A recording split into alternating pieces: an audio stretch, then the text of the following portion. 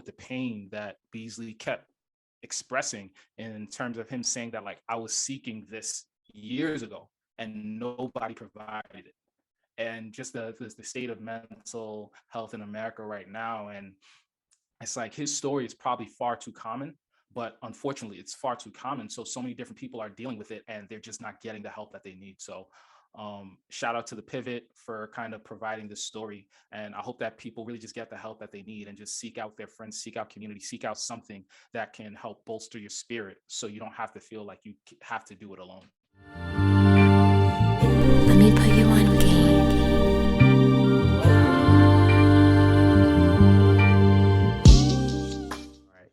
Well, let's get into the last conversation that's basketball related of the day.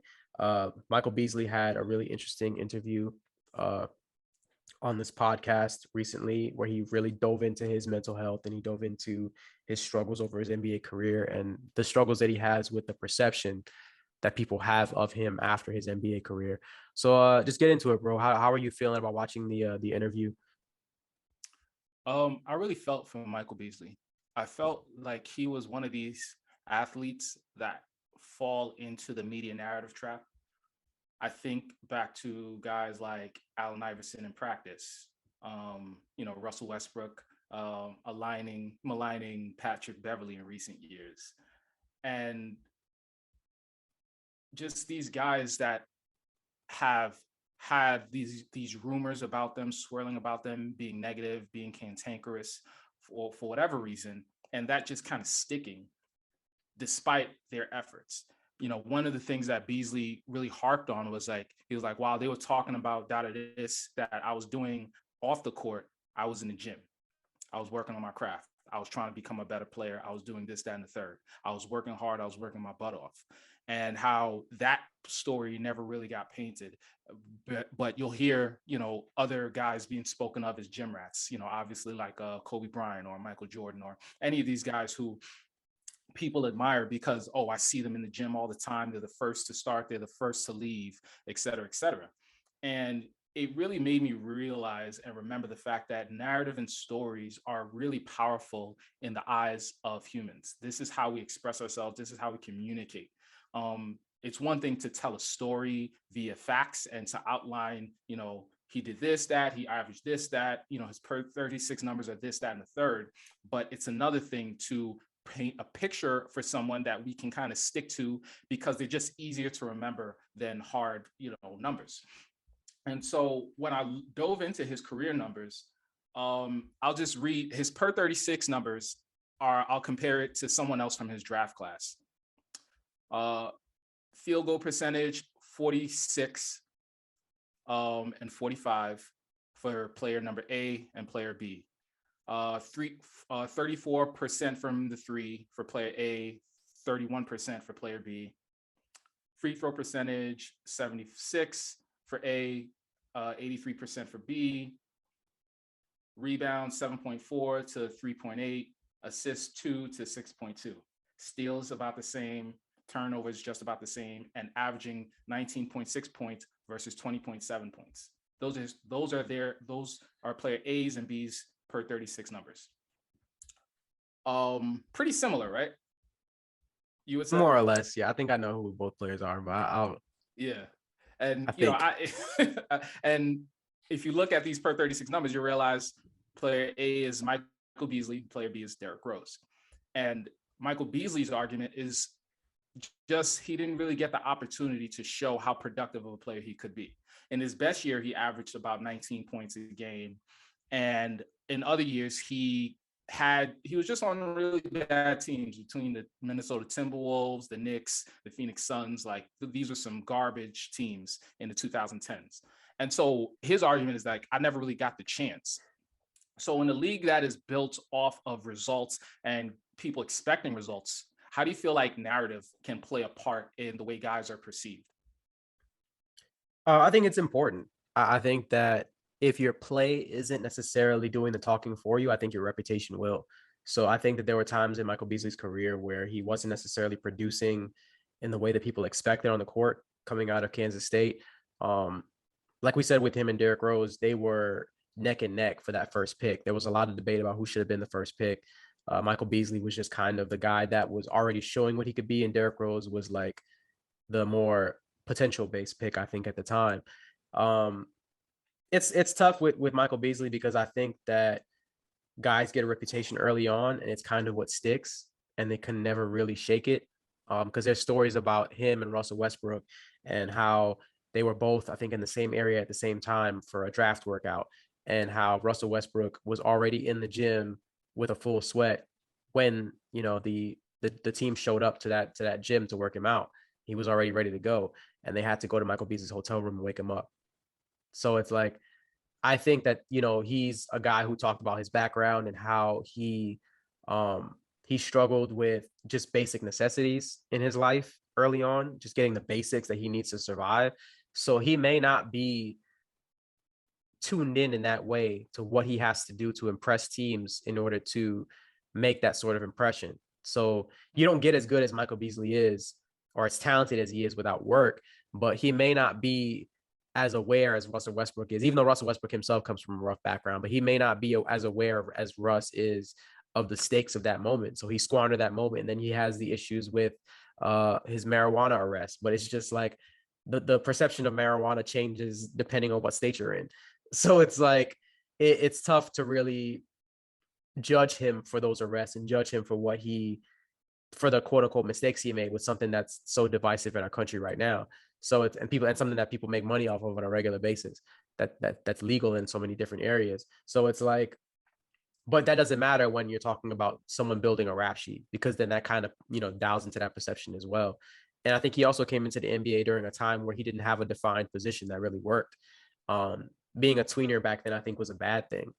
So I think he didn't really come into the era of positionless basketball where he might have been a little bit more well suited. So it's like it's a combination of things. It's also situation. I can't tell you how many players in the NBA probably got drafted to the Kings, and it was the worst thing that ever happened to their career. Because if they go to a stable situation, they're able to get their career started off on the right foot. They're able to get the right veterans around them, teach them the right things, and they're able to go off and become successful. He went to South Beach. He went to the Miami Heat, which is considered to be one of the best organizations in the NBA, but maybe it wasn't a good environment for him. Maybe they just weren't able to give him what he needed at the time. So I think it's tough with the whole image thing, because it really does stamp players in a way that makes them untouchable to a lot of teams. But I think it's a mix of probably a little bit of him just being really young and making a lot of missteps and just not having anyone around him to guide him. But people aren't going to see that when they just see the actions that he's taken. Like, they're not going to look into the backstory enough to really give him a fair shake. So it's tough, but I guess for him, I just really wish he would have had some more guidance around him to help him be as successful as we know he can be. Because I think part of the frustration with him is that we know how talented Michael Beasley is. Like, we've seen him put up big numbers in the NBA game and be unstoppable. We've heard stories about him beating LeBron in practice one-on-one. I don't know if they're true, but I've heard the stories, and then just him just being an incredible talent. So it's a tough mixed bag, but I really feel for the guy and feel for how perception changes the way that we treat athletes. Yeah, 100%. And to kind of play devil's advocate for these GMs, a lot of teams have brought him in. I mean, he's had a pretty long career when you compare it to other NBA. The average NBA career is 4.5 years, and he had an 11-year career. Albeit his minutes weren't as high as he would have liked. And that's why he makes this argument about his per 36 numbers. That, like, if I just got more opportunity, I would. A lot of guys make the argument, though. Yeah, a lot of dudes make that argument.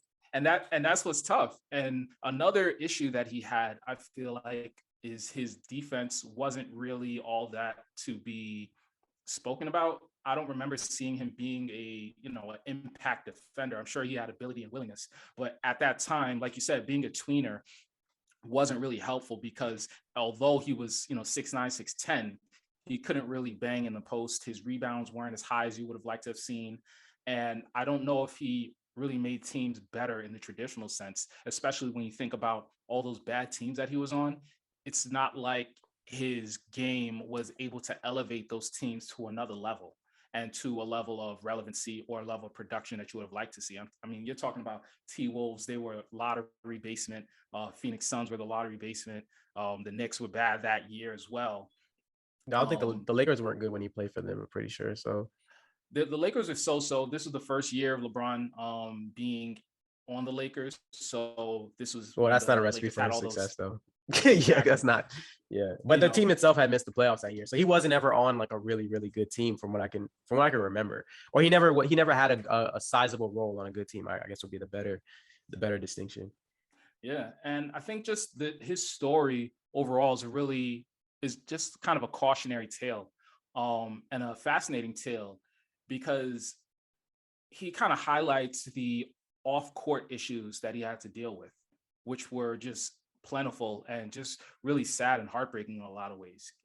Whether he was chronicling people stealing from him, him seeking advice constantly and feeling like either people were ignoring his pleas or and calls for help, or just not listening to him or taking him serious, or even just getting bad advice. Him talking about his financial advisor stealing from him. And then the media narratives that just he couldn't shake, despite him saying he put his best foot forward when it came to developing himself and practicing his craft. And just like I said earlier, just slipping through the cracks and just not really getting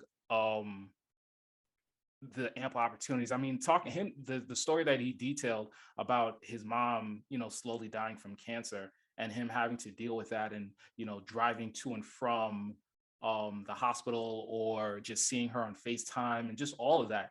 You forget that these athletes are real people with real lives, and some of them don't really get the chance to develop as normal human beings, or as or get a chance to develop in the way that we see the American dream portrayed. A white picket fence, a backyard, a dog, and two parents that are together. He didn't have any of that. He said that the first time he saw a white person, he was 13. The first time he left the city that he was in was on a bus ride for an AAU tournament that he did with Kevin Durant. And hearing that, and just hearing the amount of isolation and the lack of perspective that he was able to gain, it's a miracle and a blessing that he was able to have the career that he does have. And so there's so much to the lives of these people that we kind of and judge unfairly in some situations. So I really felt for him in that regard. For sure. It's tough. It's tough to see a lot of things that he went through, and making it in the NBA is hard enough, considering like just because you're a high pick doesn't mean that anything is guaranteed to you. You have to work and you have to learn so much, especially in that first year. So to learn everything that he had to learn, but then also deal with everything that he was dealing with off the court, it's almost like he had like a ball and chain attached to him, where he couldn't really just ascend to the levels that he wanted to ascend to because he couldn't get the help that he needed. So it's tough. I think some of it you can point to him and some of the mistakes that he made, but then you can also look at why he made those mistakes and what went into him making those choices and making those decisions. Is that he just didn't have any real guidance. So he made a good point about how we can't just look at someone's numbers, like you said earlier. We can't just look at their behavior and use that as an example for who they are as a person or who they are as a player, or judge their career just solely based off of that.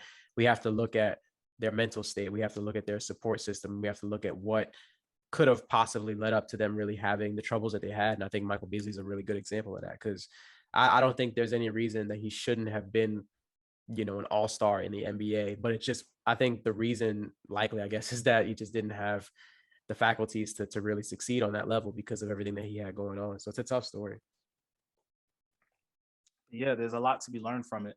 And I appreciate the pivot, guys like Ryan Clark, Fred Taylor, Channing Crowder, for just providing that platform for guys to come on, to be vulnerable, and to know that they're around like-minded individuals who just want to see their success, as opposed to getting a soundbite that'll help them get the ratings that they want.